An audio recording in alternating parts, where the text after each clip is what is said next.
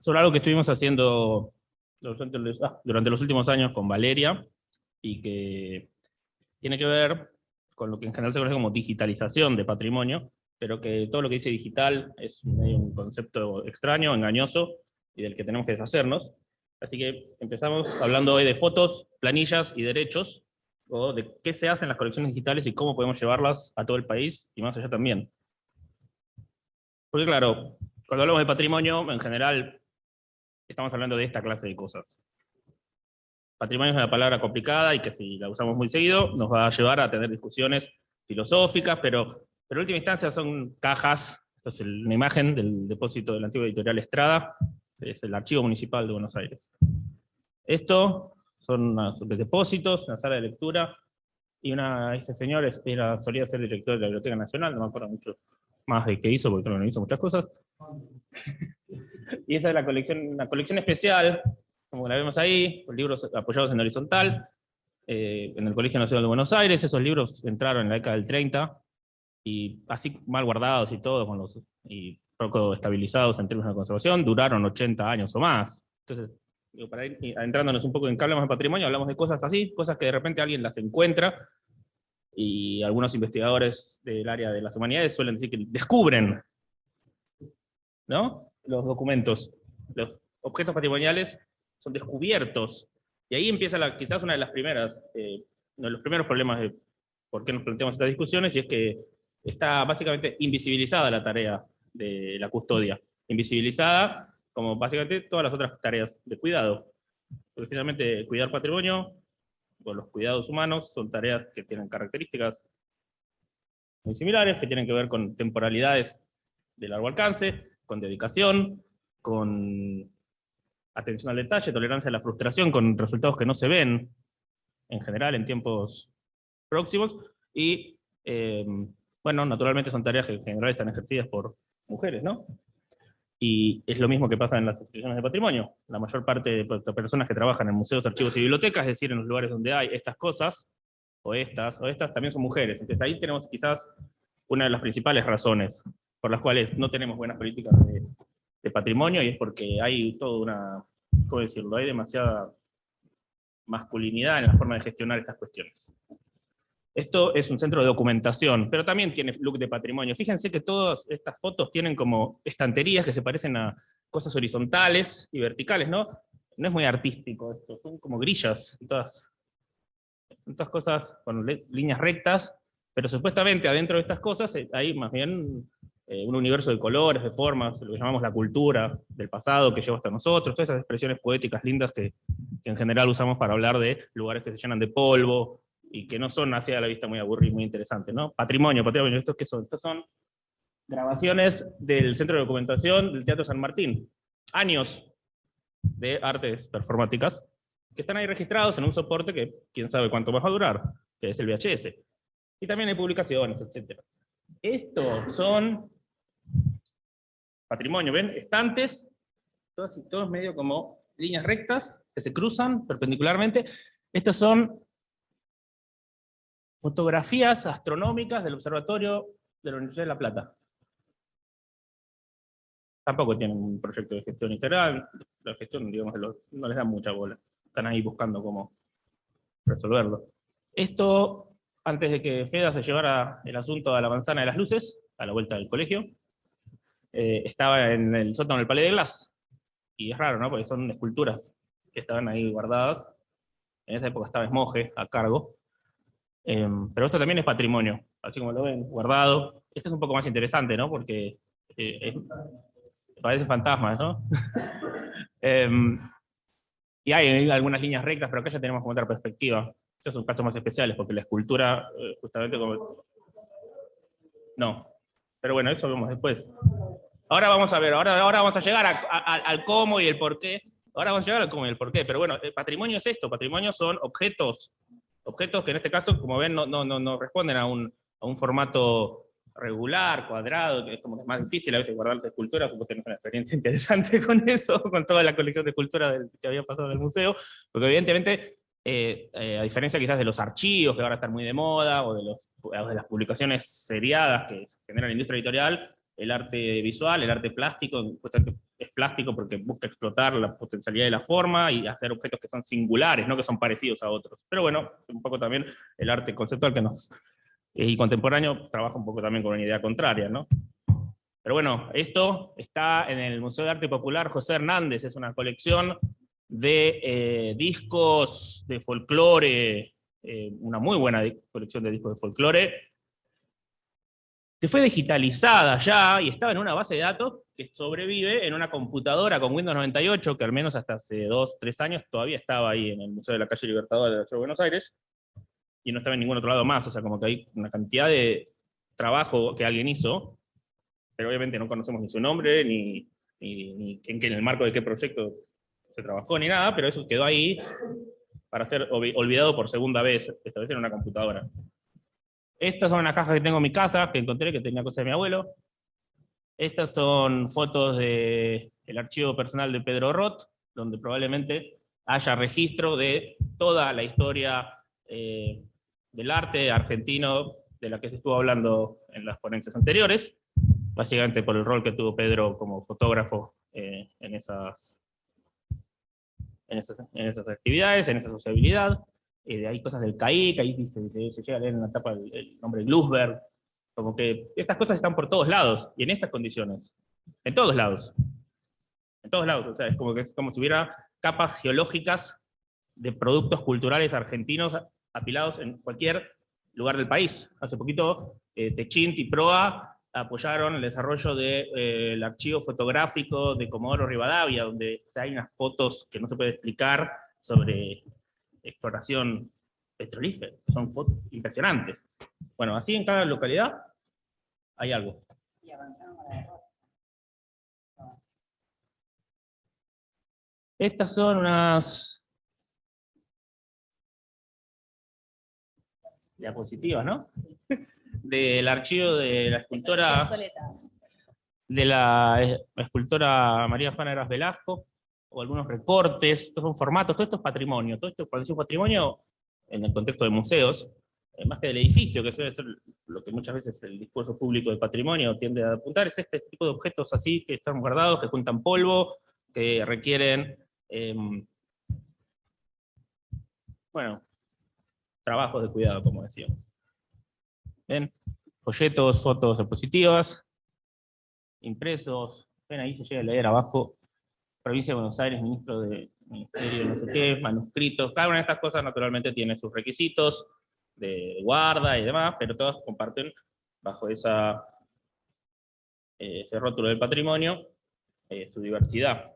A veces cuando se habla en genérico de patrimonio se pierde de vista también esta diversidad de formatos, que justamente son, por esa razón, bueno, demandan sus atenciones particulares. Y esto también son otras cosas de mi archivo familiar, que en algún momento intenté procesar, pero fíjense que siempre hay cosas que se guardan socialmente o domésticamente o personal, familiarmente, porque les otorgamos algún valor, ¿no? Pero es interesante, ¿no? Porque también nos pasa en lo personal, no tenemos museos personales súper cuidados en nuestras casas.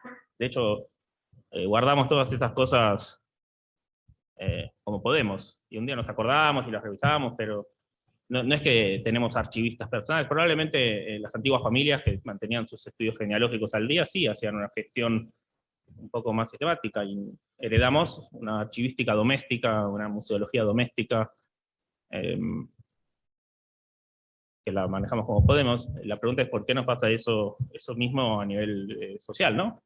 Y ya no es un tema que podamos atribuir a gobiernos particulares de ningún color, porque pasa sin importar qué partido ocupe la presidencia o el Congreso. ¿Qué es lo que pasa? Esto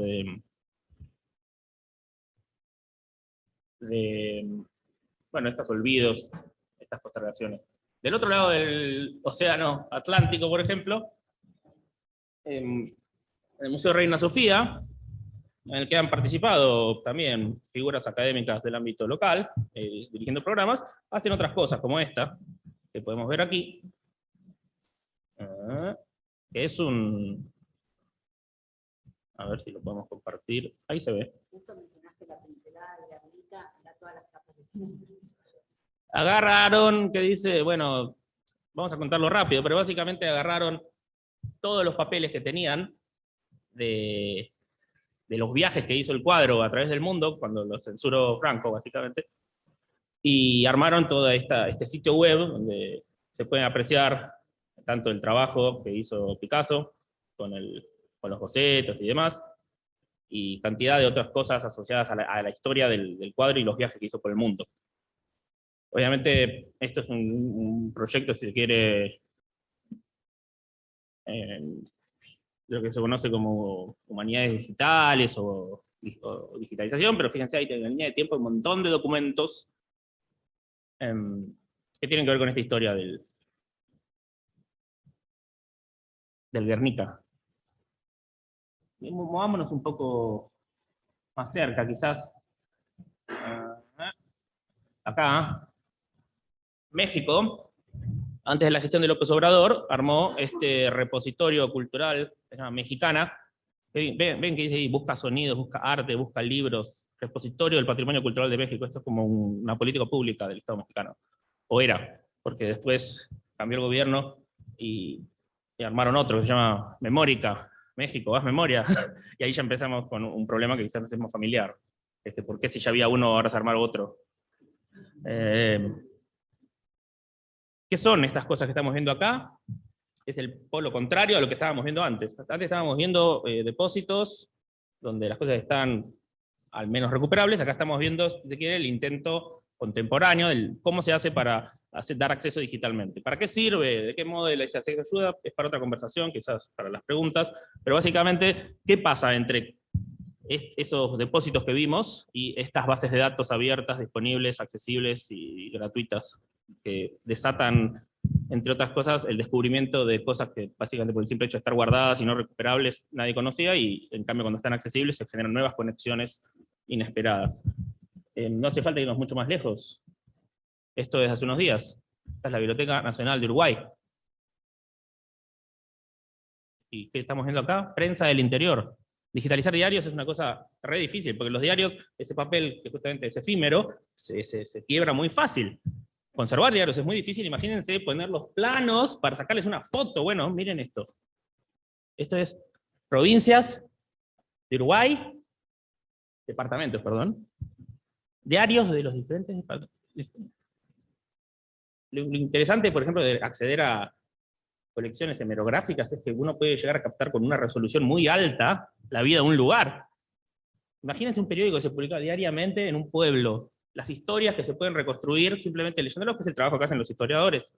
Cuando estas cosas están accesibles, cuando estas cosas se logran poner a disposición del público, ese privilegio de ver con esa resolución o de proyectarse al pasado, es una experiencia bastante única. Cualquiera que haya hecho trabajo de archivo, yo no hice, lo puede describir. Es como una absorción, supuestamente dicen que estás ahí después de días leyendo una cosa tras otra y estás ahí, ves a la gente de la que estás leyendo. Bueno, eso pasa mucho más si las cosas están accesibles. Si es un privilegio de pocas personas en centros urbanos y ni siquiera, ya nos hacemos la idea. Bueno, esto es Uruguay, no es Francia. ¿Qué más tenemos? Biblioteca Nacional Digital de Chile. Buenas colecciones, bibliotecas temáticas, bibliotecas territoriales, memoria chilena. San Juan, miren, es como... Estos son nuestros vecinos más cercanos. ¿Por qué ellos pueden y nosotros todavía estamos juntando las partes de... Vamos a enumerar quizás los más reconocibles. Registro Único de Bienes Culturales. ¿Qué era?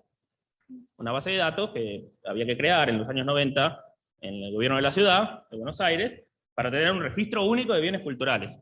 Es una lista, como la lista que estábamos diciendo que tendría que existir del arte público. El Estado funciona con listas. Si no hay una lista que esté oficializada, las cosas no existen para el sistema del Estado. Bueno, para la custodia del patrimonio es igual.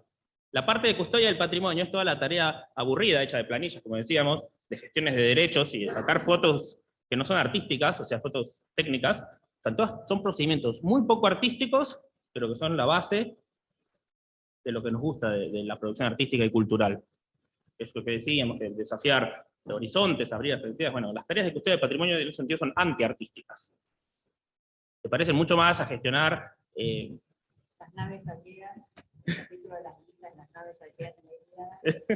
Se parece más a una tarea de conducción de una armada, o yo iba a decir algo un poco más pedestre, como la gestión de un depósito de alimentos perecederos, a las tareas creativas y divertidas, y sugerentes, y súper interesantes, y cancheras, que son las que tienen que ver con el arte, con la producción intelectual.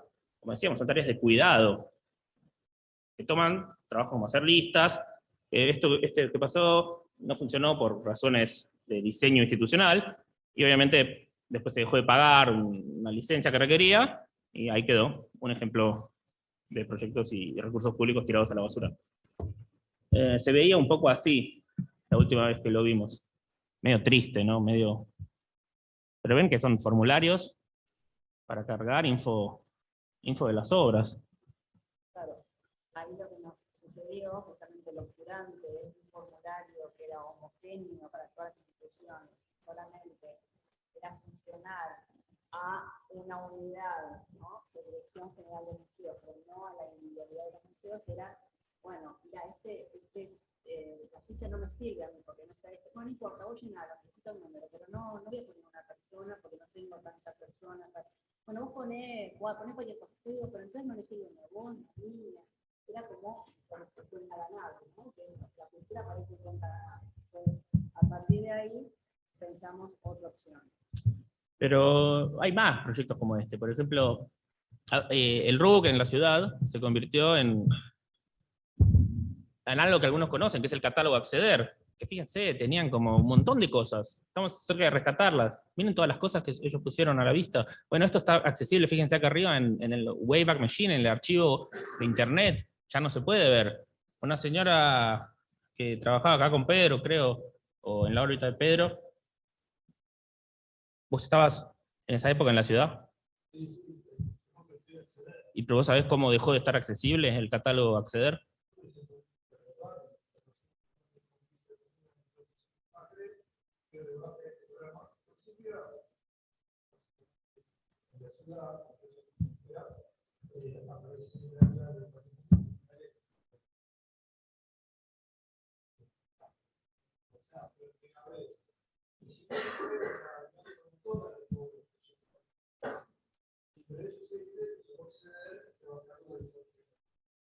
Cuando asume una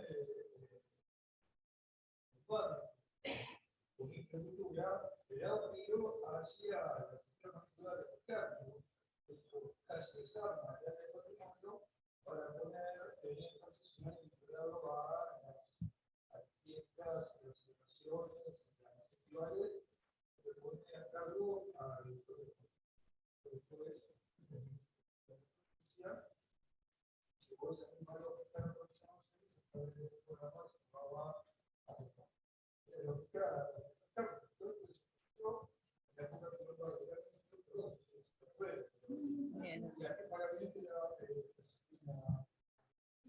Pero bueno, veamos esto. Que no, pero perfecto, quedémonos con este punto.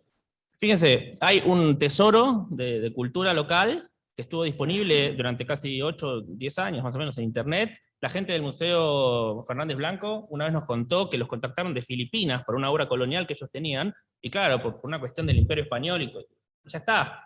¿Entienden eso? Una oficina pública conectándose con Filipinas, es ya suficiente historia para decir, está buenísimo esto que pase. Pero ¿por qué cuando hay un movimiento en la cúspide, y esto pasa todo el tiempo, digo así, o sea, está mal este modelo de gestión de espectáculos, pero el problema tanto ahí no es eso, sino que sea tan frágil la existencia de un recurso como este, que los museos mismos que proveyeron toda esa información después no la tenían. Entonces acá tenemos otro ejemplo más de esa caída. Vamos a otro más, este es de Nación.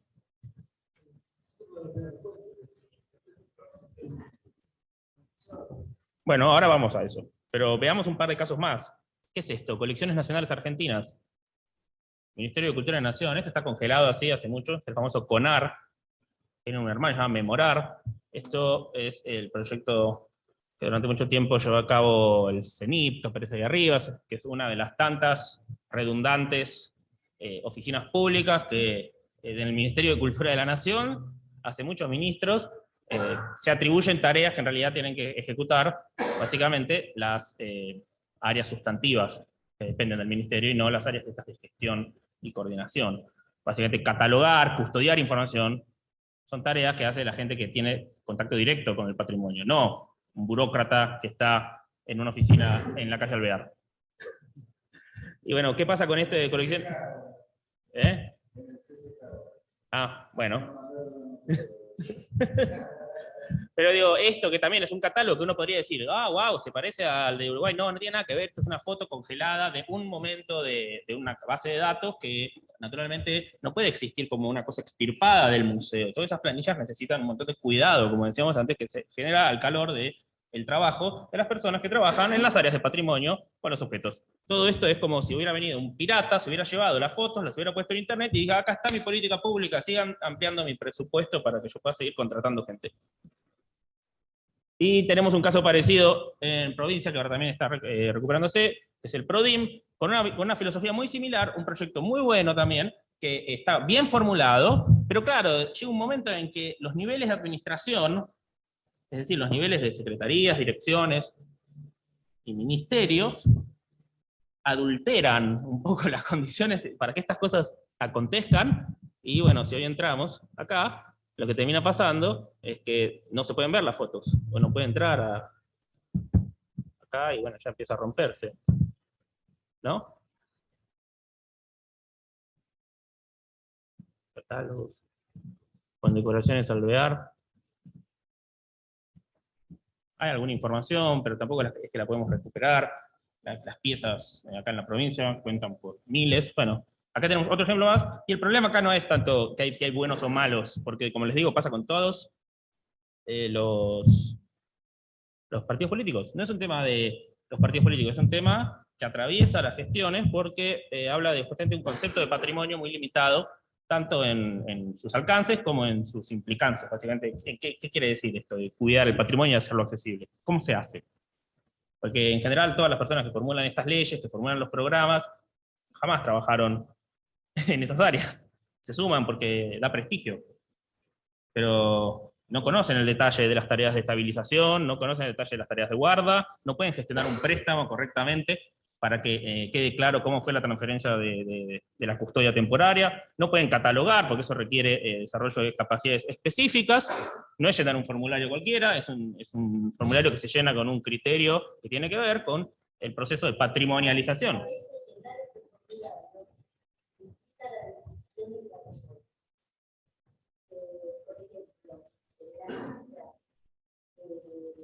Cualquier obra que sea de madera, dice que hay que poner el tipo de obra.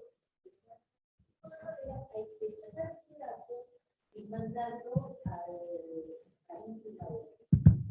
Y eso es una cuestión. Todas las cosas que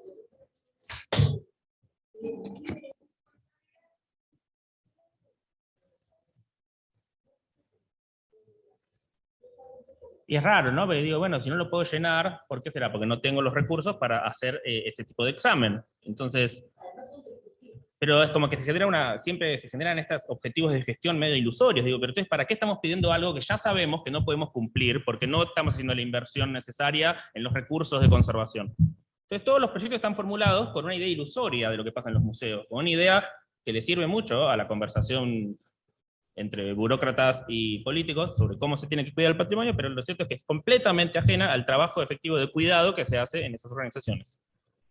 Y la trampa es el horror vacui, ¿no? Bueno, ven acá tienen, Europeana es el ejercicio, digamos, europeo de esto, que más bien es lo contrario, pero bueno, ellos tienen, son la Unión Europea, ¿no? Pero quiero decir, estábamos viendo los ejemplos de Uruguay y de Chile. ¿Entiendes? No tenemos que irnos a Europa para ver que hay un problema que es nuestro, es propio, es como que tenemos que mirar un poquito para adentro, como decían en el video, y fijarnos qué implica esto también, porque no se trata de hacer un proyecto digital porque es nuevo. Esta es la forma en que hoy medimos si la gestión está cumpliendo con la idea de hacer accesibles las cosas. Es una de las formas, es la forma que podemos decir más grande. Después hay acciones más específicas que vamos a ir viendo, que también tienen que ver con empezar a abrir esas reservas, pero esto es el corolario, es el indicador de que los procesos de gestión y custodia se están de alguna manera haciendo. Porque finalmente además es lo que le permite al público entrar y ver qué hay en cada uno de esos lugares, que en general son cuevas de celebración de privilegios, no espacios justamente para entrar en contacto con las cosas. Entonces, de alguna manera, la bandera de la gestión de patrimonio bien ejecutada es muy progresiva, porque básicamente implica que las cosas van a durar para que la puedan ver más personas hoy y más personas mañana, versus no hacer la gestión de patrimonio, que se queden ahí arrumbadas y la vean solamente las personas que saben llegar a eso.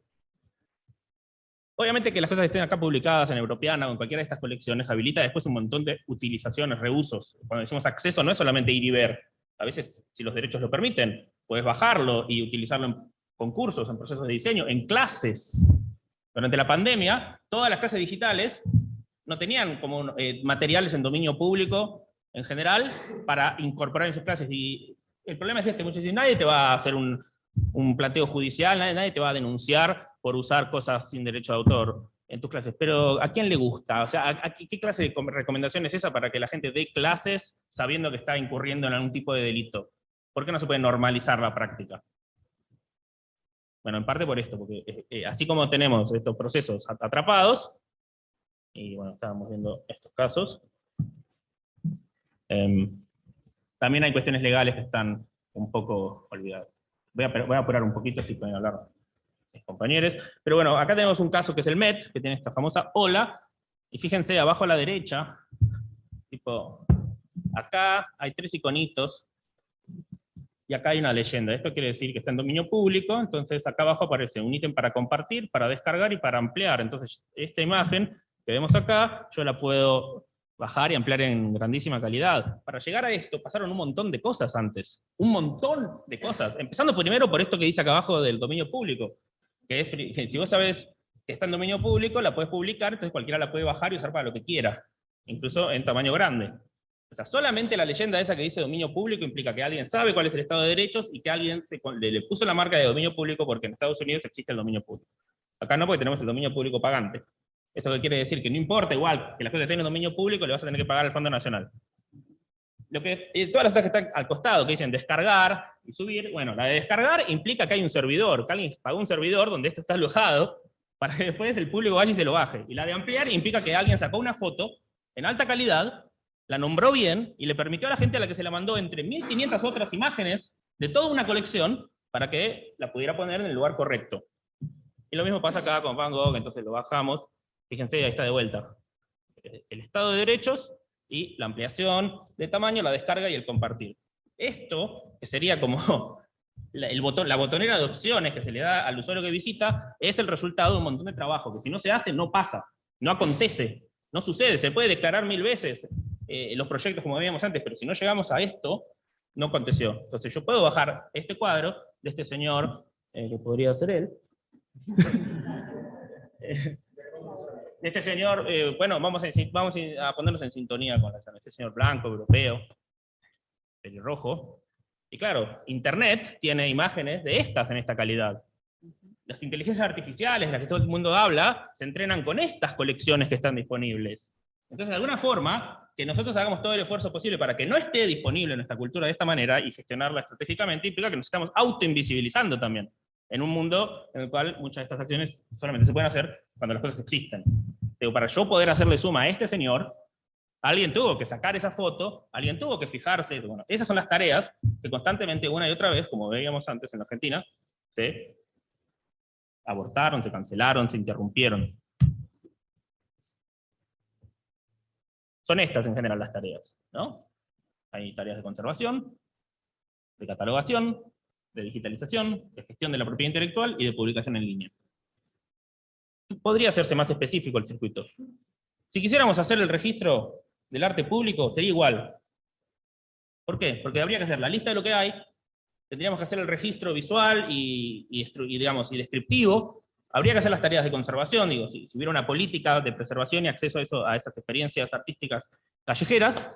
El tema de la propiedad intelectual, naturalmente, habría que resolverlo, porque si vos querés que eso aparezca en un video, además, como hablábamos antes, también tiene que haber algún marco de referencias claro que permita que vaya gente a querer filmar enfrente de tu mural. Y bueno, la publicación en línea, básicamente la estrategia de difusión digital, que es la que habría que hacer hoy. Esto fue un poco el concepto que formulamos con Valeria hace ya como algunos años, trabajando ahí en el Museo de Arte Moderno, y nos encontramos naturalmente con diferentes trabas, pero aunque sea, la idea está en que hay que poder identificar las tareas concretamente, y ahora rápidamente vamos a pasar a través de ellas en detalle, pero también hay que tener en claro no solo que hay que reconocerlas en su carácter específico, en su carácter específico en términos más generales, por ejemplo, que son tareas de cuidado, en el carácter sociológico real, quiénes son las personas que hoy están haciendo ese trabajo. Porque también siempre se plantean ideas en las oficinas de los funcionarios, ¿no? Que estas cosas, bueno, es como suele pasar con todas las tareas feminizadas, deben ser una boludez, la puede hacer cualquiera. ¿No? Es un poco así, digamos. No, te vamos a mandar a este tipo que tiene alguien se quejó porque es medio maltratador, vamos a mandarlo al archivo, ¿no? Unas cosas así. Total, es como un depósito, ¿no?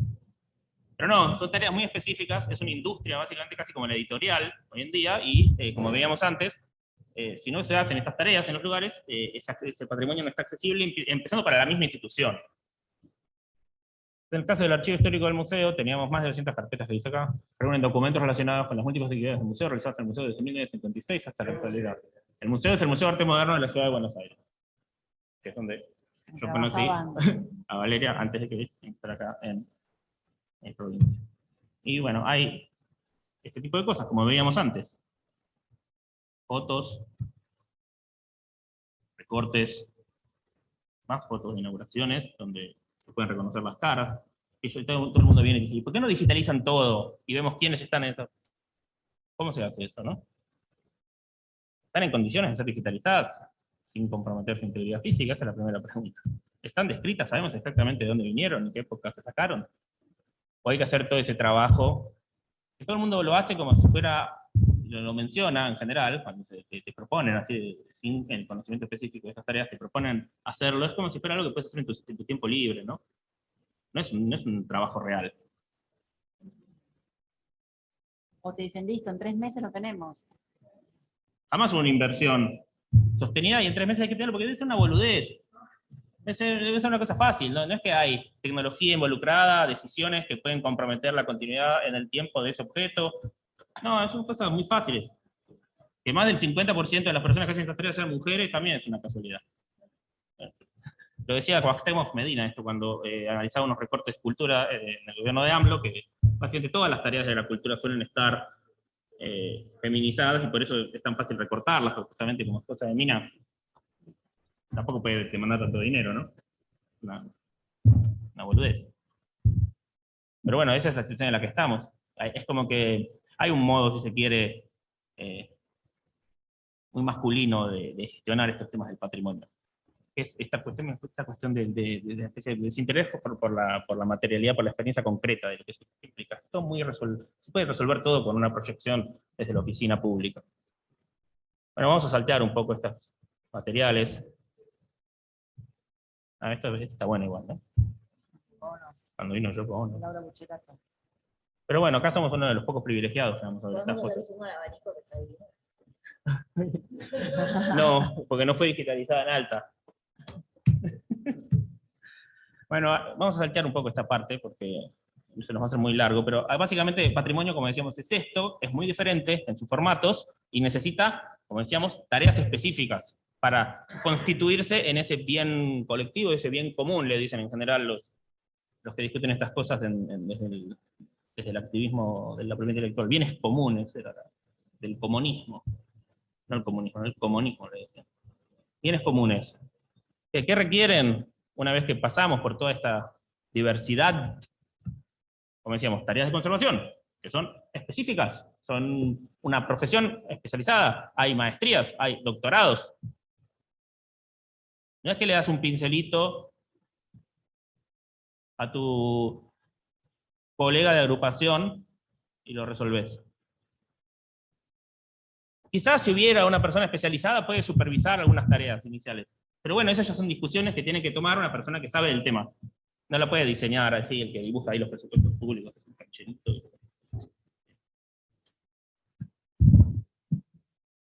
Hay que sacar clips. Es muy fácil sacar clips. Sí, y cuando te vas a desinfectar, cuando te vas a curar a la guardia también es una boludez, ¿no? Te limpian un poquito, pero por algo vas a la guardia. Bueno, esto es igual.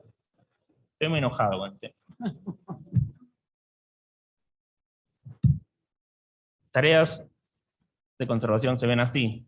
Necesitan un lugar en el que se tienen que hacer. No se puede hacer en el cuartito ahí postergado. Por eso hay laboratorios de conservación. Es una ciencia. Se usan espectrógrafos de masas. Cosas así. La segunda tarea, que es la descripción, catalogación, los famosos metadatos. ¿Qué es hacer estas fichitas? Pues hacer el registro de cada uno de los murales. ¿Qué información vamos a incluir? ¿Qué información no vamos a incluir? ¿Cómo lo vamos a definir? Hay toda una cadena, hay toda una discusión, ¿sí?, sobre desconstruir los criterios de catalogación, pero para deconstruirlos primero tienen que estar, porque si no estamos saltándonos un paso, porque hoy los museos no invisibilizan en general, porque no pueden ni visibilizar. Y entonces el problema. También tenemos la posibilidad, justamente, estando ya parados en este momento de la historia, en buscar formas que, si se quiere, un poco menos ortodoxas que las que se hicieron, pero un dibujo es un dibujo, cuando ahí figura dibujo, ¿no? Y si tiene como una delimitación, ¿sí?, al menos a los efectos de la gestión, si queremos que alguien vuelva a ver este objeto, esto es un objeto. Después puede haber discusiones teóricas sobre esto, pero esto es un objeto, y si queremos que alguien lo vea el día de mañana, necesitamos encontrarlo en el lugar donde está. Bueno, eso es la tarea de descripción, que la tiene que hacer gente que más o menos entienda el tema. Y tiene que haber criterios bien definidos del tema, porque si no, lo que pasa es que se arman un montón de bases de datos distintas, como las que vimos, y después no se conectan, o nadie sabe bien qué significa cada una de las cosas que se pusieron, horas y horas de trabajo tiradas a la basura, como ya pasó al menos 4 veces. ¿No? ¿Qué es la fecha de inicio y fecha de fin? Fecha de inicio y fecha de fin de una exposición, por ejemplo. Bueno, alguien tiene que agarrar, sentarse y definir qué es una exposición. ¿Por qué registramos las exposiciones? ¿Por qué nos interesa que haya un registro de exposiciones? ¿No? Para después poder ir y ver, no sé, cuántas se hicieron en tal época, o cuántas fueron censuradas. Toda esta información, cuando está bien hecha, ayuda a todo. Ayuda a la gestión, ayuda a la investigación, alimenta nuevas experiencias curatoriales, nuevas experiencias creativas, y en el mejor de los casos, hasta nuevas experiencias productivas. Por ejemplo, hay veces que se publican obras en Europeana y hacen concursos de diseño, porque claro, están en dominio público y el concurso es que los diseñadores propongan sistemas gráficos en función de la iconografía de un cuadro renacentista, y con eso arman una serie de tazas o de ropa que se vende después en el museo. O se sortea. Otra tarea que hace a estas cosas, bueno, tenemos conservación, toda la parte de los datos, la gestión de los derechos. Gestión de los derechos. Son 2 tareas. Saber en qué estado de situación está el objeto respecto a los derechos, y si el estado de situación nos demanda pedir una autorización, pedirla. En el resto de la industria cultural eso se hace todo el tiempo, pero parece que en los museos es muy difícil hacerlo. En los archivos, en las bibliotecas. ¿Por qué? Porque hay una subestimación de la tarea que se hace. Entonces, no, es muy complejo eso que estás planteando. No, bueno, después lo arreglamos. Pero claro, después cuando empiezas a querer publicar las cosas, y de repente resulta que tiene éxito lo que estás publicando, aparece algún heredero por ahí que empieza a hacer unos problemitas, que quiere que le pagues, ¿no? ¿Así? Entonces, por ejemplo, los peruanos del Museo de Arte de Lima tradujeron este estándar Spectrum, donde hay un manual que dice, bueno, esto se hace así. Digo, hay hasta manuales en español sobre cómo hay que hacer las cosas. ¿Por qué cada uno de los proyectos, cada una de las políticas de gestión de patrimonio es escrita por señores que jamás siquiera se sentaron a leer acerca de lo que están escribiendo? Esa es la pregunta que yo quiero ir haciendo. Hay esquemas de metadatos, hay participación latinoamericana en muchos de estos foros. Cada una de estas cosas nos dice cómo describir alguna de las otras. El Getty nos dice, para los cuadros hagan esto, y bueno, uno puede discutirles, pero más o menos no está mal lo que hacen. El ISAC-G lo usan todos los archivistas ahora. El DAX lo usan los archivistas de Estados Unidos, el Spectrum es el que les acabo de mostrar, DOMS lo usan en España. Quiero decir, hay una ciencia de la gestión de patrimonio, no es un ámbito amateur. La digitalización, o dice acá, proceso también conocido como reproducción, documentación visual, fotografía de obra, es el tercer componente de estas colecciones digitales que veíamos, las fotos. ¿Qué vamos a subir? Podría ser otra cosa. Ahora en el Instituto Nacional de Musicología están digitalizando audios de Vega, que cuando vino a la provincia y al resto del país, audios con expresiones folclóricas diversas. Pero bueno, es el objeto digital concretamente convertido, o sea, el objeto cultural en su materialidad, convertido al objeto digital. Los procesos de digitalización, cuando son materiales tipo planos, se pueden hacer con una cámara de fotos, en una estructura como esta, que era la que teníamos en el museo. Pasá de vuelta la foto, pues esa foto fue nuestro búnker que nos armamos para hacer este proyecto porque no nos permitían, ¿no?, hacerlo. Entonces estábamos en una de las reservas, en un costadito, nos armamos todo bastante clandestino, fuimos en el inicio, pero también hacíamos reuniones en paralelo con otros directores de otros museos que tenían cero presupuesto, pero tenían buenas cabezas como para ir pensando de manera conjunta un proyecto muy experimental en sus inicios, pero que nos interesaba poder transmitir, ¿no?, en paralelo por lo que cuesta en cuanto a tiempo pensar proyectos, comprenderlos, presupuestarlos, elevarlos, ¿sí? Entonces, este fue nuestro inicio. Y claro, bueno, la máquina esta tiene sus particularidades, pero eso es para otra conversación, pero no deja de ser un escáner, o sea, es un estativo que tiene una cámara con luces y sirve para digitalizar documentos. Y esta es la última versión de lo que estamos haciendo, y por eso, que es más o menos esto que ven acá, miren, hay una... Ahora ya Obviamente la idea es construir un escáner, porque para todos los sectores públicos tener una escaneadora, ¿no?, industrial, sale como $15.000. y cambiar el tóner, o sea, nunca más va a quedar ahí arrumbada. Entonces, ¿de qué manera hacer sostenible, ¿no?, esta gestión en el tiempo? O sea, toda la propuesta tenía que ver con esto, cómo sostenerse desde el Estado. Y está en la EXESMA, en memoria abierta, y como ven es así, se ve la cámara que apunta al objeto iluminado, y se digitalizan, como vemos ahí, los fondos de algunos de los organismos de derechos humanos. O sea, la tarea la estamos haciendo incluso bien en la sociedad civil, mucho más efectivamente que en el Estado. La vanguardia de la gestión de patrimonio está fuera del Estado. El Estado no le puede enseñar a nadie, ni el Archivo General de la Nación, ni la Biblioteca Nacional, ni el Museo Nacional de Bellas Artes le pueden enseñar a ninguna organización del país cómo tienen que hacer esos procesos. Porque, por razones que tienen que ver con la estructura pública, y por grandes postergaciones argentinas, que como veamos, la parte pública de Uruguay y de Chile no está igual. Y tienen historias políticas muy diferentes también y muy parecidas en otros aspectos. Pero ellos tienen una firmeza en este trabajo que nosotros no. Y todo esto pasa, como les decía, por fuera de los ministerios, las experiencias interesantes. Digo, qué sé yo, están digitalizando Paz y Justicia, la publicación de Pérez Esquivel. ¿Ves? Como... Pero bueno, finalmente esto es algo que hizo un colega mío, que es diseñador. Es trabajo que tampoco es ciencia de cohetes para gente que fue a la Facultad de Arquitectura de acá, digo, de Buenos Aires o de cualquier lugar del país. El tema es que no hay espacio para estos procesos, porque el concepto mismo de patrimonio ya está aplanado. No es que una vez que decís patrimonio parece que se resolvió el problema. No es que hay que pensar en cuestiones de fotografía, cuestiones de reservas, que son las reservas, están todas las reservas. Hay obras multimillonarias y no hay reservas. Cuando es un objeto y hay que ubicar, ¿no?, en ese procedimiento de catalogación su ubicación, ¿no?, porque uno después tiene que saber dónde está, cuando lo buscas en términos digitales, ir a la reserva. Entonces hay que pensar una logística de organización. Pero no, es una boludez, se guarda fácil. ¿Qué necesitas? ¿Arreglarla? No, pará, vamos a gastar 3 millones de pesos en esta nueva instalación, pero para arreglar una filtración, no. Eso y para eso, para las ubicaciones, es decir, cómo organizamos, hay que pensar y nomenclar los espacios, cada cajoncito, cada grilla, para que eso tenga su representación, ¿no?, en la organización digital. Entonces ahí podés hacer un seguimiento de la trazabilidad de la obra, incluso si tuvo que cambiar de espacio, si de esa reserva por emergencia pasó a otra, vos podés ubicarla, o si está en sala expuesta, podés saber que está en sala expuesta, ¿en cuál de las 6, 7 salas?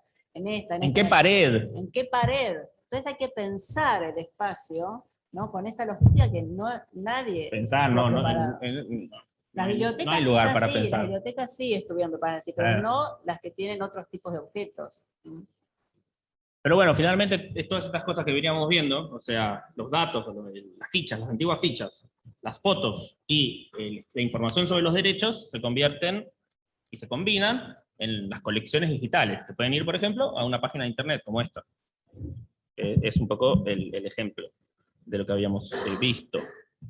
Y se gestionan desde un panel de control interno.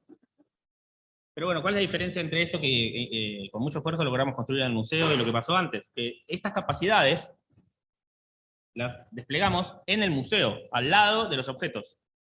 Pero todos los proyectos anteriores que ustedes vieron son capacidades que estaban en la dirección, en la secretaría, en el ministerio. Y bueno, naturalmente cuando cambió un poquito ahí, donde las cosas cambian mucho más seguido que en las reservas, por suerte, desaparecieron todas esas iniciativas, todos esos aprendizajes, todas esas experiencias. Quedaron ahí acumuladas en el gran cementerio de proyectos fallidos. Bueno, ¿y cómo podemos dar de una vez por todas inicio a este proceso? Bueno, esto lo hacemos rápido, porque empezamos a agitar un poquito y traíamos gente al museo. Ahí está Valeria, abajo a la izquierda. Y esto sirvió hasta una parte, como que, porque hicimos algunos eventos en diferentes lugares y fuimos levantando un poco la perdiz, pero finalmente siempre falta como el gancho político, la decisión en un nivel de gestión de hacer las cosas de un modo diferente. Un poco prestando atención a estas cosas que vimos antes. ¿Cómo llegar a ese punto de decisiones? Lo dejo abierto a discusión, porque a esta altura del partido yo no sé exactamente cuál es la mejor estrategia para establecer políticas que tengan un contenido sustantivo concreto respecto a cómo hay que hacer esta clase de cosas de gestión de patrimonio. Hay muchas leyes que se escribieron, pero como decíamos antes, se reglamentaron, se llevaron a ejecutar de un modo correcto. Evidentemente no, porque cualquier persona que trabaja en esos lugares sabe que todo se hace a pulmón, en un sentido, como que depende demasiado de la voluntad de personas bien intencionadas. Y la idea de las políticas públicas y del Estado es que justamente no haya salvadores individuales, sino que haya procedimientos y haya decisiones colectivas que se expresan después en leyes y en decisiones ejecutivas. Y bueno, falta un poco de eso, ¿no? Ponernos de acuerdo. Sí, más allá de esto, lo que está... Ah, seguís, ¿no? No. Ahora, Quedémonos con eso.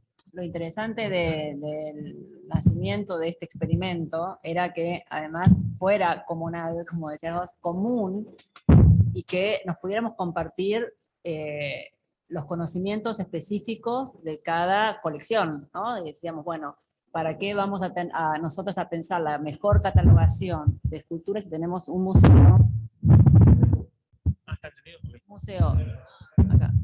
de escultura, donde mejor que nadie estas conservadoras, catalogadoras van a poder decirnos esto que nos estabas comentando vos, bueno, de qué madera, si sale la madera, de qué material, de bronce, si se cataloga o no el pedestal, si es importante, forma parte de la obra.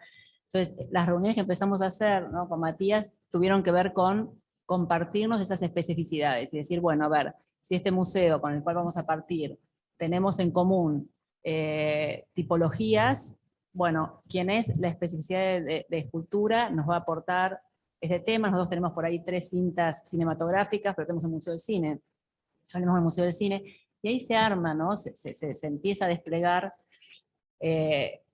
los conocimientos específicos, pero también los desconocimientos específicos. ¿Por qué? Porque muchos por oficio hacen su mejor catalogación para preservar y para después lo que también se le demanda a la institución por los usos que hacen esos objetos en su circulación. Entonces, ir como llevando a estos diagramas, ¿no?, de vocabularios controlados para que después se puedan compartir entre otras instituciones. Los formatos, es lo que contaba, ¿no?, Matías, tenemos diferentes formas de catalogación, cuáles son las que nos sirven, cuáles son nuestras demandas. Bueno, eso es larguísimo, ¿no? Por eso cuando dicen, bueno, sí, ¿en cuánto me lo migrás? En 3 meses, ¿cuánto sale este proyecto? Te contrato a 2 vietnamitas en Oriente y te lo resolvemos. Entonces dice, no, esto no es muy complejo, y nosotros mismos, que somos especialistas de muchos de los campos de estas tipologías, desconocemos muchas cosas también. Entonces, el trabajo colaborativo es fundamental acá, entendiendo que en principio nuestras instituciones, los primeros encuentros eran como una terapia grupal, ¿no?, de todas las falencias que tenemos, de todas las escuchas que nos hacen falta, pero más allá de eso, pudimos como generar unas clínicas muy interesantes donde Matías lo que fue armando es enseñar a hacer pequeños proyectos dentro de las instituciones. Bueno, a sabiendas de que casi todas no tenían la computadora, no tenían el servidor, no tenían... Pero a ver, ¿cómo haríamos un pequeño proyecto de estos acervos para poder comunicar dentro de una gestión anual, ¿sí?, con las decisiones de sus directores curatoriales, algo que potencie a esa decisión y que sea posible y que tenga una limitación? Bueno, esto en 2 meses voy a poder hacer esto de esta manera. ¿Qué aporte voy a poder dar? ¿Qué información tengo sobre esta colección? ¿Necesito investigadores o tengo investigación que seguramente muchas veces es preexistente, pero nadie la sabe que está ahí adentro? Entonces, estas también posibilidades de encuentros generaban intersecciones, ¿no? Decir, uy, estoy trabajando las cintas auditivas del Ditela, pero yo también estoy trabajando esto. Uy, si cruzáramos esto con esto. Eso en patrimonio no era algo bastante novedoso, o sea, no se había dado previamente y tuvimos, ¿no?, un nivel... Cruzando la calle, el bibliotecario de Bellas Artes Sí. tenía un folleto de unas jornadas y en el Centro de Cultura Recoleta tenía el Laboratorio de Investigación y Producción Musical con la grabación de esas jornadas, uno de Nación, otro de Ciudad, cruzando la calle. Esas dos cosas van juntas, porque obviamente te habilitan una reconstrucción insólita de esos episodios. Como decía, mayor resolución, como que realmente podés ver mucho más de todo eso, mucho más denso, mucho más rico, mucho más vivo. Pero no. Y además lo que veíamos es que quienes se interesan, ¿no?, en estos cuidados, cuando uno les pone una posibilidad de que se pueda ver, ¿no?, es decir, el entusiasmo, o sea, volvíamos a estar cercano a Eros, ¿no?, porque las instituciones parecen tánatos totalmente. Entonces, volver a recuperar, ¿no?, esta emoción, cómo se compartía esa información, estaban como verse cercanos a la función que cumplimos, sobre todo bibliotecas, archivos, ¿no?, museos, que es la de la difusión. La difusión es de para afuera, o sea, ¿qué es lo que estamos dando? Lo tienen mucho más claro, siempre decimos, los bibliotecarios y archivistas, no tanto la gente que trabaja en patrimonio, pero cuando se empiezan a escuchar entre sí, se aclara cuál es nuestra función, ¿no? Más allá de lo pauperizado de nuestros salarios, etcétera. Pero hay algo que deja de ser nada más el que cuida el patrimonio, ¿no?, estos cuidadores, el que cuida el patrimonio es nada más el que le pasa el plumero. Nuestros directores entienden eso, somos los que no hacemos ruido, los que nos quedamos calladitos mientras, ¿no?, las exposiciones temporarias son las que permiten esa, ¿no?, visibilidad, etcétera. Lo rápido, porque es lo rápido, el patrimonio va más lento, ¿no? Pero el patrimonio, que es lo que vos decías al principio, Matías, es una palabra que obviamente nos deposita en el mismo artefacto museístico, europeizante, logocentrista, etcétera, etcétera. Entonces seguimos como perpetuando determinados cuidados. Y esa palabra es absolutamente obturante, ¿no? Nosotros decimos, bueno, si empezamos a trabajar de manera comunitaria, tenemos que abrir a decir, ya la museología social, ¿no?, puso en discusión esto hace mucho tiempo, pero sí, bueno, que fraternmonios, o sea, ¿por qué esta consigna de la Revolución Francesa, ya que es un artefacto de la Revolución Francesa, ¿no?, que no ha respetado aún, que es la fraternidad? Bueno, ¿qué pasa? ¿Por qué es difícil? Porque las direcciones solamente tienen como, ¿no?, ítem presupuestarios para cosas fijas, no para este tipo de actividades. Si ustedes nunca se movieron, ¿por qué están moviéndose ahora? Me hizo acordar mucho a lo que hiciste hoy en la plaza, Alicia, ¿sí? Era exactamente esa metáfora, es decir, no se muevan, no hagan ruido, cuidado estos chicos que nos generan un caos, la desprolijidad de la organización, del poder, de tenerte ordenado. Y de golpe, ¿por qué no podemos cambiar la vida? Aunque sea por un sábado, ¿no? Decía, y en 4 patas, cargando a esos niños y moviéndose, ¿no?, estas performers, era exactamente esta situación tiene que ver con eso. Digo, más allá de lo que los patrimonios, ¿no?, o fraternmonios, hacemos interinstitucional para el afuera, ¿no?, para dejar de generar privilegios de investigaciones de CONICET eternos ¿no?, en la misma biblioteca, sino que poder crear nuevas perspectivas, incluso con quienes no tienen la formación académica. Pero es justamente ahí va a estar ese respiro, esa oxigenación de otras cosas, y podemos también tener una medición de por qué estos objetos de diferentes, ¿no?, tipologías pueden tener una existencia de una actualización de esas memorias. Saliendo de ciudad, ¿no?, estoy en provincia con Pedro, que voy a hacer honor también a la charla que hizo ayer, ¿no?, con perspectiva de género. Armamos un proyecto donde también genera una dificultad de comprensión porque se escapa, ¿no?, de esos bordes, se sale, entonces Bueno, no, pero no entiendo. Hay que explicarlo varias veces, o también es experimental, no existía antes que un proyecto que sea de vuelta con la misma línea, colaborativo, horizontal. La palabra horizontal es algo que no entra en ninguna lógica, obviamente, del Estado, porque la verticalidad entonces cuando uno se sale, causa pruritos, y uno mismo se escapa de la lógica verticalista, ¿no? ¿Cuántas veces he escuchado decir, no, basta, Valeria, tenemos que ordenar, ¿no? Tenemos que ordenar, o ¿quién es tu jefe? ¿No? La pregunta, pero ¿quién es tu jefe? ¿Qué dice la superioridad? ¿No? Y uno dice, yo estoy acá porque soy no importa, un funcionario público que estoy para el resto, o sea, soy un medio para poder generar cosas, nada más que eso. Después voy a pasar a otra situación, pero creo que es la única autodefinición que me entraría si trabajo para el Estado, para la educación, para las universidades, etc.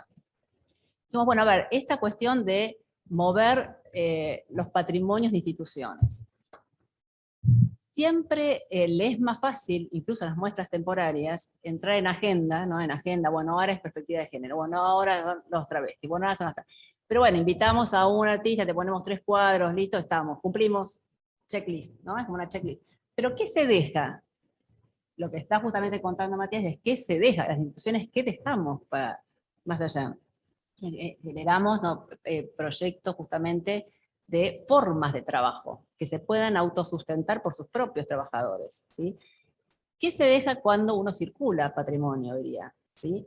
Que es nada más un enlatado que va de un lugar a otro y chao, listo, inauguración, hermoso, hermoso, chao, se fue. Pues nosotros nos olvidamos de todo, o sea, la fragilidad de nuestras memorias ya sabemos de qué se trata y estamos entrenados por los medios de comunicación para ser frágiles, ¿no? En los recuerdos. Entonces, tuvimos una oportunidad, una primer visita que fuimos con Pedro, ¿sí? A escuchar. Yo en realidad mucho ahí recién ingresaba, no tenía ni idea para qué iba, bueno, voy a escuchar, no sé yo. Y dicen, bueno, tenemos desde Nación, nos ofrecen del Ministerio de Cultura circular el patrimonio del Palais de Glace, porque su edificio está en eterna restauración, entonces, bueno, hay que mover los patrimonios. Bueno, qué genial, uno piensa, maravilloso, hay presupuesto para circular la obra, pensé yo, hay presupuesto para circular la obra, tienen que gastarlo, ¿qué podemos hacer nosotros para que este sea un proyecto no delatado de vuelta? Entonces ahí la propuesta fue, ¿por qué no emparentamos colecciones que están hermanadas de alguna manera, que son premiaciones nacionales, Palais de Glace, premiación provincial, Museo de Arte Petoruti, armadas desde el patriarcado más patriarcal, ¿sí? Más, después sumamos el Museo del Traje, donde generemos activaciones con las colectivas trans, travesti y no binarias. Pero no sumemos obra y nada más, sino hay que, bueno, hay que salir de la institución, hay que salir de la oficina, ¿no? Como dice Matías, hay que salir de ahí de papel y ver que hay otras reglas afuera, y que hay otros tiempos, y que hay quizá otras asambleas a las que tengamos que escuchar y que desconozcamos, y de acá tenemos que aprender todos, ¿sí? Porque la manera de pensar que esos patrimonios materiales se tienen que poder, ¿no? Hilvanar, entramar con los patrimonios inmateriales presentes, sociales, y sobre todo de esas, ¿sí? Esas cuerpas que son la representación de las violencias todas en sí mismas, ¿sí? Entonces acá nace un proyecto y el proyecto se llamó Chusma. Tenemos a la autora, si querés patentar, Mel Randel, hablando de propiedad intelectual.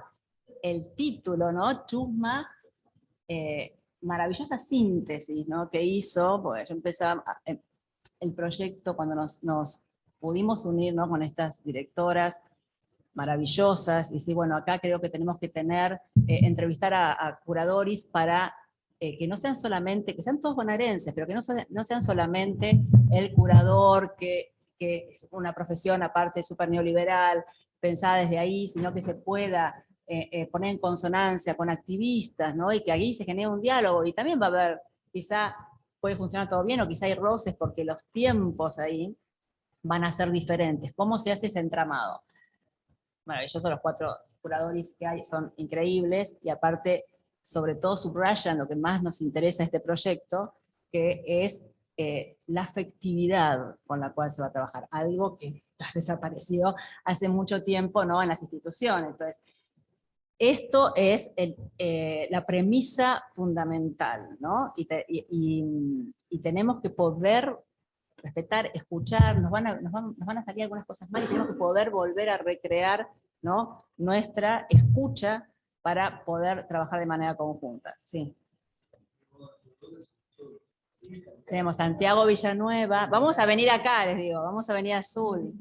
Gracias. Alicia y Karina Ruiz, ¿sí? Bueno, yo desde que la conocí a Alicia a través de Pedro, y acá hay un mundo de potencialidades infinitas, ¿no?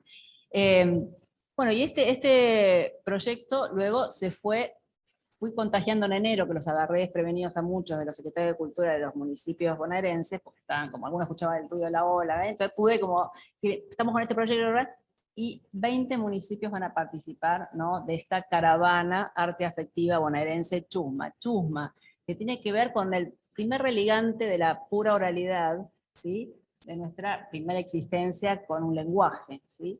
Y ese 70.000 años de chusmerío tenemos. Y además es el concepto que viene de Esteban Echeverría en El Matadero, una concepción liberal, ¿sí?, binomial, del adentro y el afuera. El afuera está el federal, está el pueblo originario, bueno, decían el indio, el mestizo, el negro, el pobre, ¿sí? Entonces, acá justamente es la chusma, es quien va a entrar a la institución sale a territorio de la chusma. Vamos a ver un videíto que fue nuestro primer pasito adelante, que se dio en la ciudad de La Plata el 21 de mayo, muy reciente, donde Escuradoris, ¿querés contarlo vos? Me encantaría, sí, me encantaría que cuentes justamente esa inversión que pensaron, y la pensaron con un conocimiento territorial muy, muy cercano y muy importante. Voy a agarrar esto, que ya con la base me parece muy fácil. Hola, ¿cómo están? Gracias por la escucha, sobre todo a estas horas después de una jornada tan larga. Mi nombre es Mel Randev. Estoy acá gracias a un feminismo intuitivo que me trajo a Azul, y vengo en principio también por la generosidad y la solidaridad de dos mujeres, pero seguramente muchas más, que somos les artistas, las mujeres, las disidencias, las trabas. Estoy acá poniéndole el cuerpo a eso, no me interesa representar a nadie, solamente voy a hablar en función también de esos silencios, ¿no? Que en este caso la comunidad trans travesti no binaria, como parte de este colectivo, también venimos a disputar, ¿no?, el espacio, y con una estética y una belleza que tiene que ver con el chisme, claramente, que tiene que ver con yo ser una lesbiana visible de un pueblo como Necochea y haber sido un re buen chisme. Y lo que vamos a ver ahora en el videíto, para contextualizar, es en la Plaza La Moma, que es en realidad una plaza que se llama Mateu, ex Mateu, porque fue rebautizada, así como los pobladores de Roca quieren llamar Fisque Menuco, ¿no?, a esa tierra. Me parece que estos ejercicios también de renombrar, ayer hablábamos un poco, ¿no?, de quién nombra las cosas, los monumentos, todo eso. Bueno, acá también en principio hay una apropiación de un espacio público que es en la zona roja de la ciudad de La Plata, y la MoMA además es una travesti que fue encontrada asesinada de una forma horrible, claramente con marcas de violencia patriarcal, de violencia transodiante, ¿no? En homenaje a ella y a todas las trabajadoras sexuales de esa zona, que para los que conocen, digamos, La Plata es en 1 y 66, todo ese triángulo que se arma entre la calle 1, la diagonal 73 y la calle 66, desde hace muchos años es la zona de trabajo de esta comunidad, que también son migrantes, muchas de ellas, y que en este momento La Plata representa el municipio donde mayores detenciones y causas armadas por narcomenudeo se les han armado. Cuando digo esto, retomando también un poco la charla de ayer cuando hablábamos de la persecución al pueblo mapuche, que se construye esta figura de delincuente primero, ¿no? Antes que todo, como con tantas otras etnias, y bueno, en este caso con la corporalidad trans, en donde aparece la cuestión del consumo, pero claramente en realidad es una forma estereotipada de poder decir, bueno, ahí está la travesti peligrosa, ¿no? Como puede ser la lesbiana cuchillera también, ¿no? Con el caso de Iggy, que se defendió de un ataque, de una violación, y bueno, pero es una lesbiana gorda, pobre, negra, fea. Digo, hablamos de esas representaciones cuando hablamos de la chusma, ¿no? Y bueno, por ahí poner play y ahí contarles un poco lo que pasó este 21 a la tarde, que fue que las obras del Petoruti salieron a esa plaza. Sí, tiene sonido y se escucha una voz en off. ¿Se escuchará? Ah, porque lo tenés online. Bueno, si no yo sigo estirando, no pasa nada.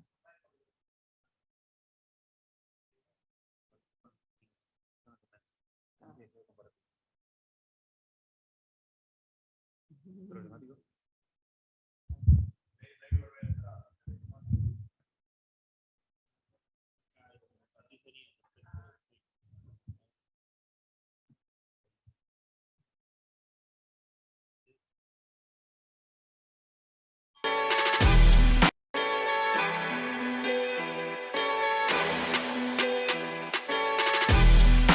Bienvenidos y bienvenidas a Chusma y ojalá que pueda ir en contra de lo establecido, porque de eso se trata y porque de eso se trata también la construcción del poder popular.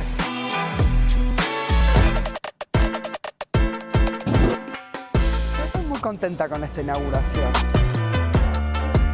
Me parece que es central, porque lo estamos haciendo enfrente de la gobernación, lo estamos haciendo en una ciudad que tiene la tasa de travesticidios más alta de la provincia de Buenos Aires. Entonces que el Estado, desde su aspecto cultural, empezando aquí en el Petoruti, empiece a ver que esos modos de vida son válidos y precisan nada más ni nada menos que existir, para mí es algo que me pone muy contenta.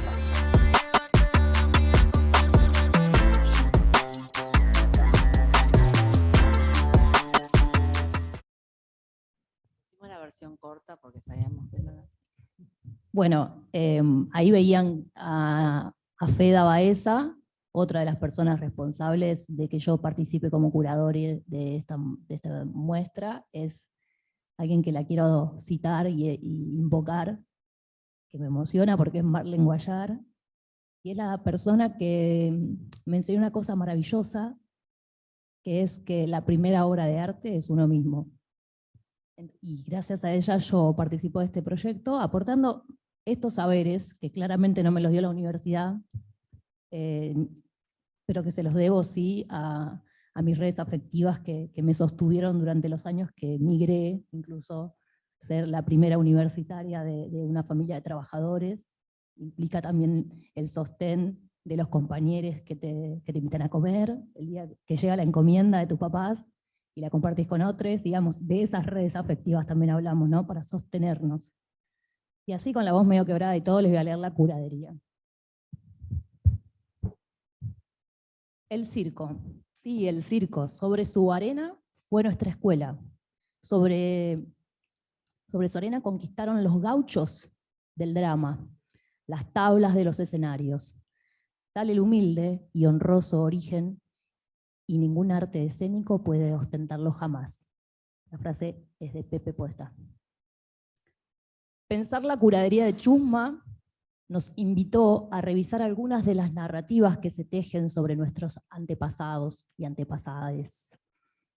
También sobre las formas de habitar espacio público y la configuración del paisaje, la circulación de los cuerpos, la pigmentocracia. Por la impronta de nuestras pertenencias. Ay, perdón, abrí un documento que no es la curadería. Voy a agarrarlo de mi teléfono. Esto, paren, porque les cuento. Abriendo el documento, me dice, Catalina Poggio, la conozco, hice un trabajo con ella. Creo que ahí me dispersé. Escuchen esto, qué gracioso. Catalina Poggio, que es de Ensenada, es otra de las curadoras. Está Santi Villanueva, claramente, que también está invocado esta tarde, esta noche, porque estaba muy atento y muy presente a que a que venga hoy acá en representación un poco de nuestro grupo. Y, ay, qué nervios. Yo dije, no, para esto lo de la pigmentocracia lo habíamos sacado porque sonaba feo. Cristian Prieto es el cuarto de los curadores, que es de Bahía Blanca, pero ahora vive en Mar del Plata. Y él estuvo 10 años trabajando en la Comisión Provincial de la Memoria, específicamente en todo el archivo, los legajos de las disidencias, de toda la persecuta no policial que se hizo desde la dictadura militar hasta los años 90. De hecho, ahí que se vio muy rápido, pero estaban los representantes de la Comisión Provincial que fueron invitados y entregaban al museo, y luego lo van a hacer con las colectivas platenses y con el proyecto en general, en forma simbólica resarcitoria, ese corpus de legajo, donde en una semana vamos a trabajar en el museo en un taller de cointerpretación junto con las colectivas, ¿no? Bueno, ahora sí, perdón. Ahí vamos. Los nervios de caer a un panel y que sea la solidaridad de Valeria decirme, dale, sumate. Bueno, entonces pensar la curaduría de Chusma nos invita a revisar algunas de las narrativas que se tejen sobre nuestras antepasadas, también sobre las formas de habitar el espacio público, la circulación de los cuerpos. Por la impronta de nuestras pertenencias, este programa fue tejido con relación a la necesidad de hacernos preguntas específicas sobre las narrativas travestis, trans y no binarias que circulan en los acervos culturales. Ante estas indagaciones nos preguntamos, ¿qué hay en el reverso de la historia? ¿Qué supone la visibilidad para ciertas subjetividades? ¿Qué potencial tiene? ¿Qué reclamos hace? ¿Qué registros encarna? Desde aquí nos movilizamos para el encuentro con estos cuerpos. El cuerpo como sitio, superficie de inscripción de los discursos sociales, pero también como resistencia de sujeción y subjetivación.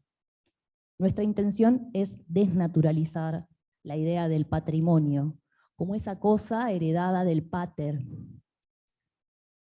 como de lo que tiene el pater familia para el patrimonio del museo. Ensayar estas miradas implica una insistencia en la pregunta, en los silencios y las omisiones, en las ausencias de las subjetividades históricamente marginalizadas en las colecciones, veladas por las narrativas hegemónicas. Son los cuerpos de la chusma que se rozan y pegotean con los nuestros, entrelazando nuestras historias culturales. Hablamos de memoria, dolor, duelo, recuperación, reparación, ampliando las tramas y redes afectivas entre comunidades, fomentando el contagio de prácticas culturales que nutren nuestros sentidos de lo común. Aquí pueden acercarse al universo travesti con su poética y su estética en particular, sin dejar de desconocer que esta comunidad padece aún hoy la persecución policial y el estigma social. Restaurar y reparar con la obra de una travesti peruana que pintó en los últimos años de su vida, la Shirley Bombón, con el apoyo de su comunidad, que hizo una vaquita y le compró los materiales para pintar los últimos días de su vida. De eso hablamos, de estos pequeños relatos de nuestras historias disidentes. En la chusma que sale a ganarse el mango y en la que tiene que tener un mango para poder comer, hacer la changa para salir al baile, es donde nos van a encontrar. En esta madeja entramada de personas trans, putos y putas, tortas, negres, pobres, migrantes y lesbianas, donde históricamente hemos tendido una hermandad de diversidades y disidencias en torno a lo popular. Nosotros, lesotres, estamos resistiendo en distintos territorios. Venimos y vamos como un circo en caravana, como la corriente, como una bailarina en la murga. El chisme que comenta la chusma tiene en su esencia el lleva y trae. Es un artefacto del lenguaje, una invención fantástica que nos gusta creer y crear. Estos chismes corren como el resto del discurso, como una muestra gratis de lo que se consigue en la cola del almacén de barrio o en la peluquería.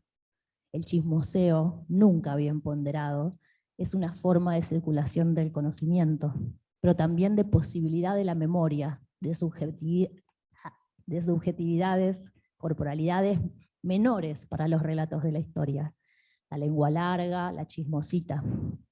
Sabemos que para sobrevivir dependemos unos de otros para sostenernos en este circuito de la vida, de redes afectivas que nos unen en la desigualdad y en la celebración. Andamos rastreando estas potencias del desborde y las zonas de frontera, donde las prácticas de disfrute siempre son cuestionadas por los que está dado como normal o correcto. Hoy, esas personas quizás se queden con la boca abierta porque pusimos a los clásicos en la calle y a las chusmas dentro del museo. La exposición de la obra de la Shirley Bombom, Su cuerpo una cascada, es parte de un gesto político de reparación para con la comunidad travesti trans.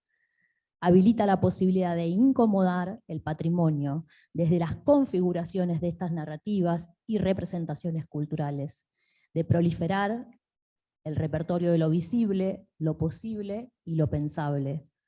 Nos convocamos al acto ritual de darle ingreso, de abrir las puertas de este museo provincial, el Petoruti, a la obra de un artista travesti. Celebramos el gesto. En la Shirley Bombom, todas.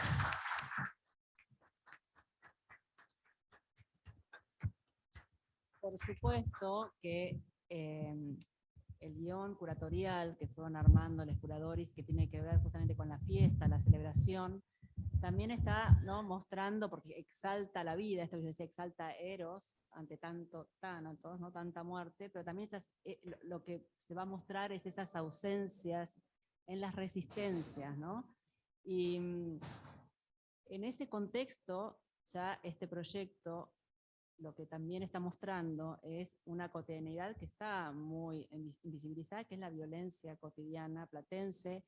Esa misma noche de la inauguración balearon a una activista trans ecuatoriana en la zona roja, donde habíamos tenido ese activismo con la colección del Petoruti, y a la semana siguiente también allanaron el hogar de una de nuestras referentas que había estado en un colectivo trans, Así Somos, en nuestra presentación frente al Museo Petoruti, Valentina, que fue llevada a la novena, tremenda. Entonces esto agilizó que de inmediato esas redes preexistentes empezaran a cruzarse con el Estado y los ponemos en jaque, ¿no? Porque el Estado no puede resolver muchas de estas situaciones, pero nos va a forzar a generar redes mixtas de contención, ¿sí? Empezar a hablar de nuevo con la Comisión Provincial de la Memoria, que haga seguimiento, ¿no?, y hacemos nosotros seguimiento para que hagan seguimiento. O sea, esto es un proyecto que no solamente se queda en el arte, que tiene que ver, ¿no?, con esto que veníamos diciendo. La mesa es patrimonio, ¿sí?, derecho, vida. Derecho, obviamente, ¿qué es lo que estamos activando? 3 leyes. Enormes, 3 leyes muy recientes, la de 2012, que tiene que ver con la ley de identidad de género, porque también esa está activando, la de 2015, que es la ley de cupo trans, Diana Zacayán, que recién se pone en marcha en el 2021, ¿sí? Es muy reciente. Y la ley Micaela 2018, que ahora también se está armando en una formación para todos los funcionarios del Estado, etcétera. Súper necesario, porque somos los primeros, la institución violentadora, ¿no?, de estas situaciones. Así que es un proyecto que va a durar y el año que viene, y que me parece que nos va a formar a todos en muchas situaciones. Vamos a armar un archivo, una bitácora caravana de donde este viaje, en donde los aprendizajes de esta red se vayan también consolidando y puedan ser compartidos, ¿no?, para el resto de los viajes. Y bueno, creo que acá hemos terminado. Para darle lugar. Prepárense que venimos para acá, noviembre. Sí.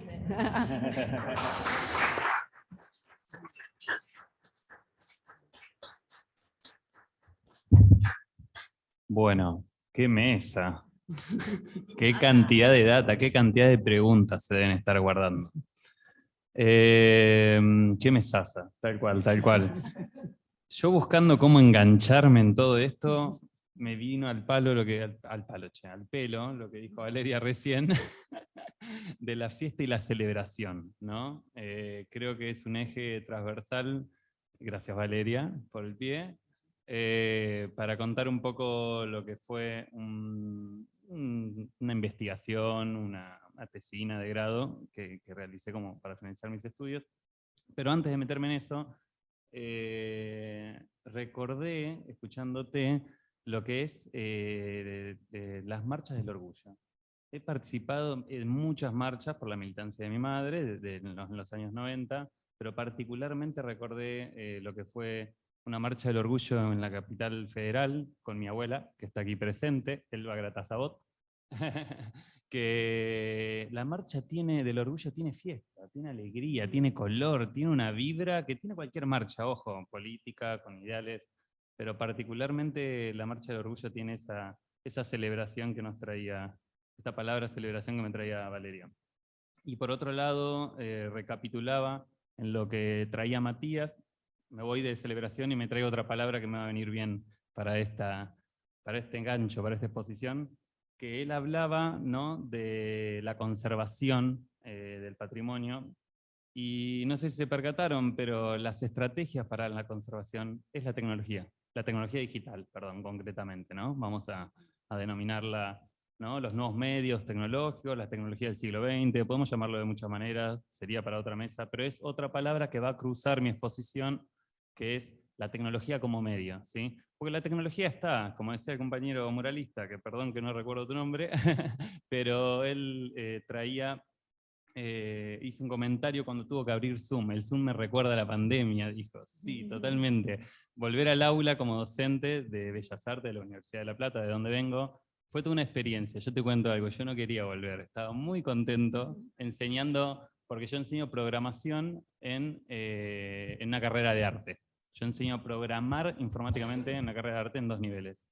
Y estaba convencido que para nuestro objeto de estudio era mejor tener 100 pibes atrás de una computadora que 100 pibes sentados con un papel y un lápiz en el aula.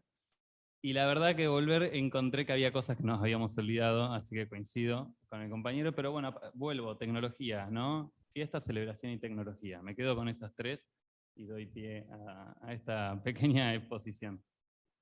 Creo que incluso me animo a decir que soy la última generación que se creó sin celular, ¿no? No sé ya los pibes de hoy qué onda, hablando de tecnología. Voy a compartirles una brevísima diapositivas para dar pie a esto que voy a contar. Yo debería ir al bendito Zoom. Claro, claro. No quise decir acá en este vivo de YouTube el rango etario que estamos manejando, pero...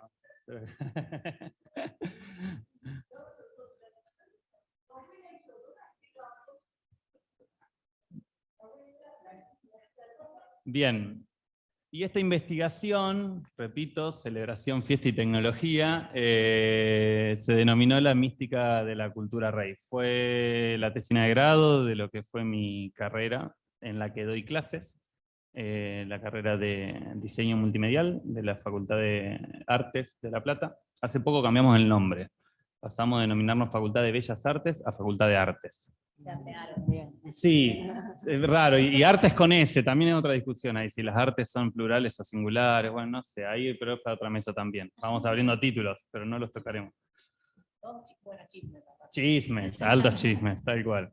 Y bueno, básicamente esto tiene que ver con una afiliación que tengo personalmente a esta subcultura. Vale decir que incluso esta especie de paralelismo que desarrollé entre cultura chamánica y cultura de baile, ¿no? Cultura rave, tiene que ver con esto, con la particularidad de yo sentirme como identificado con prácticas de este tipo de eventos.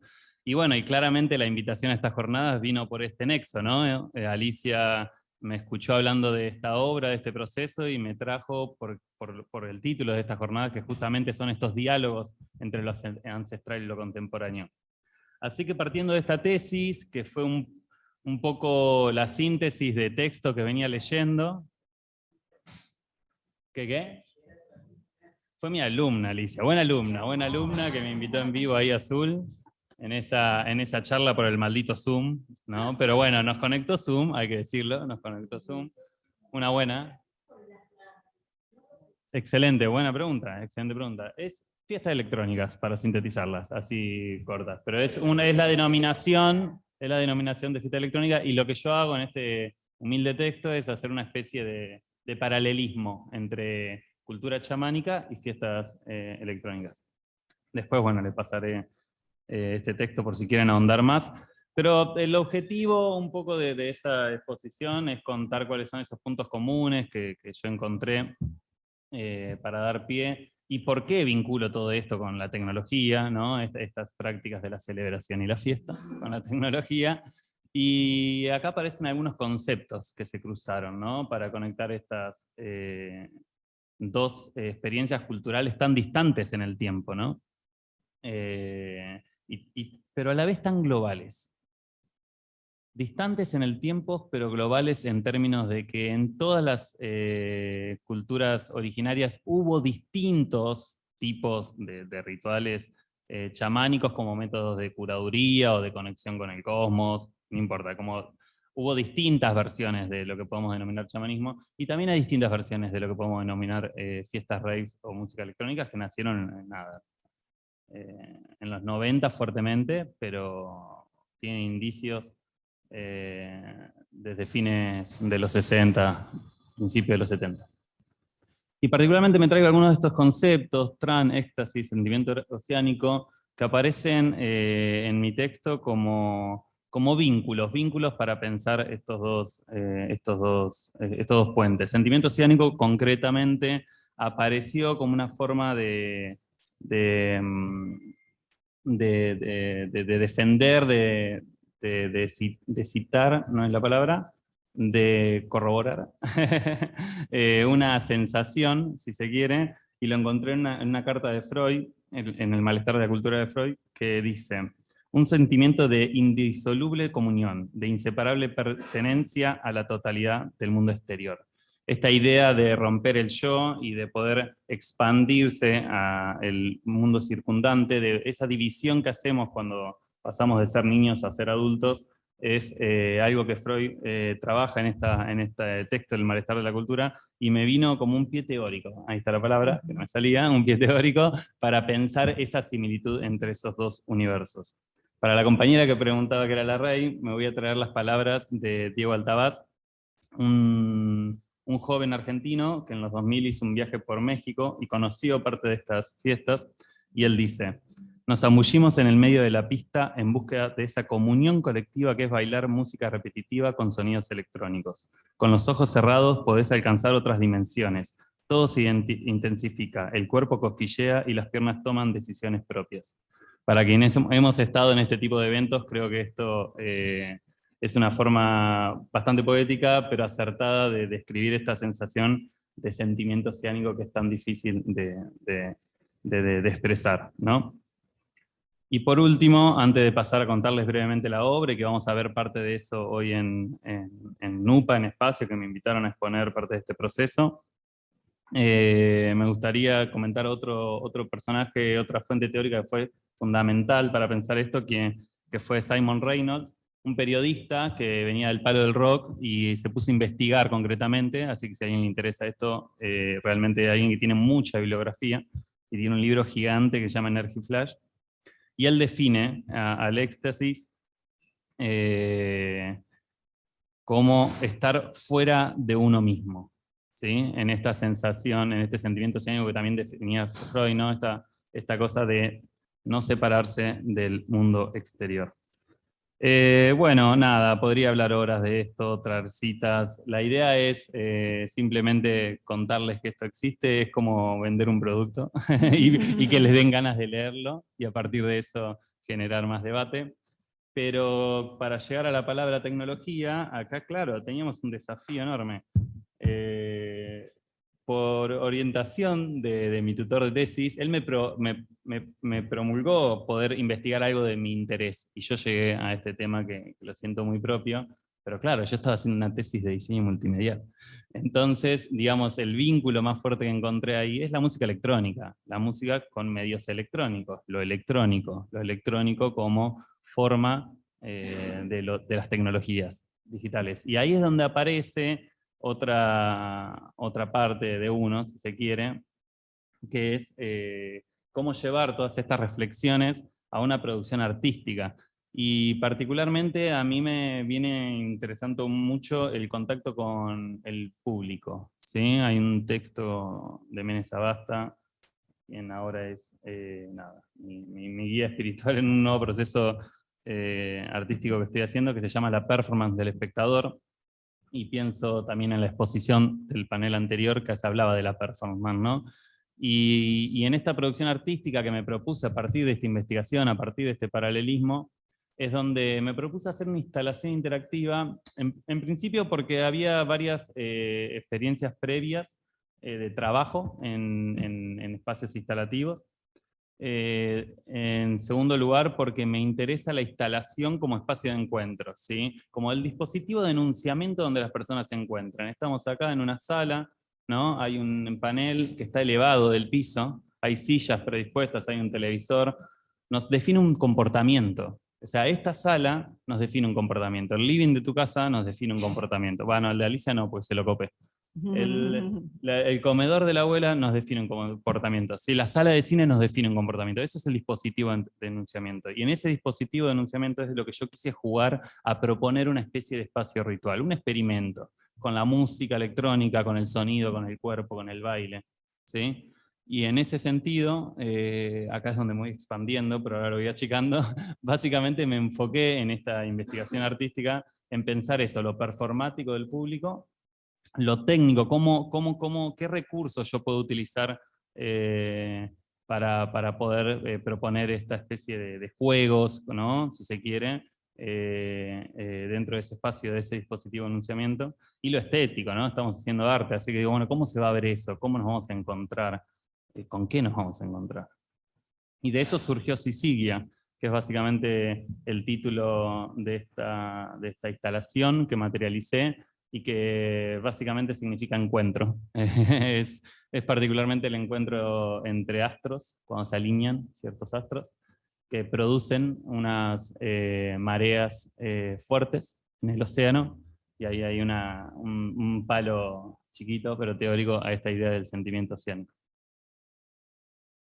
Sisigia fue ese experimento que siguió, que mutó, que sigue mutando y se volvió un work in progress. Es una cosa, ¿no? El arte como cosa acabada es algo que existe y está bien, pero en donde no me siento cómodo. Y en un momento me relajé en que parte de una posible forma de obra es mostrar un trabajo en proceso, en inglés work in progress. Tuvo varias facetas, y lo que traje a NUPA, a Espacio NUPA, y que pueden ir a visitar hoy desde que terminemos esta mesa, es un poco eso, un poco el decantamiento de ese proceso, y donde sigo descubriendo. Ayer pasó algo muy divertido con cada ronda que entraba a la sala, y sigo descubriendo eso, pues, cómo se comportan las personas en el espacio que le he dado, cómo generamos esa música, qué pasa con los cuerpos, con esa música electrónica, siempre avalado en este gran paraguas que es la cultura rave, que es la que, a esta subcultura, si se quiere, rave, viste que las minorías estamos en todos lados, ¿no? Pero a la cual me siento, y si nos juntamos les ganamos. Que también ha sido una cultura que, digo, para dar una conexión con el derecho y no quedar muy colgado acá con las jornadas, también ha sido una cultura que en los últimos años, en Argentina particularmente, se ha, ¿cómo se dice? Se fue la palabra. Pero bueno, se ha, gracias, estigmatizado, demonizado, jóvenes, drogas y muerte, ¿no? Sí. Tenemos que discutir un poquito más profundo de eso. Si no me metí hoy, pero quien quiera discutir de estupefacientes, crúceme que estamos tenemos letra, pero no lo traje a esta charla. Pero sí, se ha se ha estigmatizado demasiado y me parece que volvemos a la de siempre, estigmatizar la cultura, ¿no? Y ahí es donde, y la verdad que es una cultura en crecimiento. Igual no importa el tamaño de la cultura, es cultura y ya, digamos, mientras no ataque a otro no tiene que ver con el tamaño, pero particularmente en Argentina ha crecido un montón la cultura de la música electrónica. Así que bueno, recién les hablaba de dispositivo de denunciamiento, acá hay algunos indicios de cómo propuso un espacio circular en la sala, esto es la sala antes y después, estas son fotos como el proyecto original, se generaba esta idea de ronda alrededor del fuego, también en esto citando la idea de un espacio ritual, como que hay varias aristas y es parte de este experimento de habitar un espacio, ¿no? Justamente. Así que nada, no los quiero aburrir mucho más con esto, simplemente si logré darles curiosidad de este nexo, de estas ideas que traje, invitarlos a leer el texto, de seguir el debate por los medios que nos conecten, estoy súper abierto, y nada, agradecer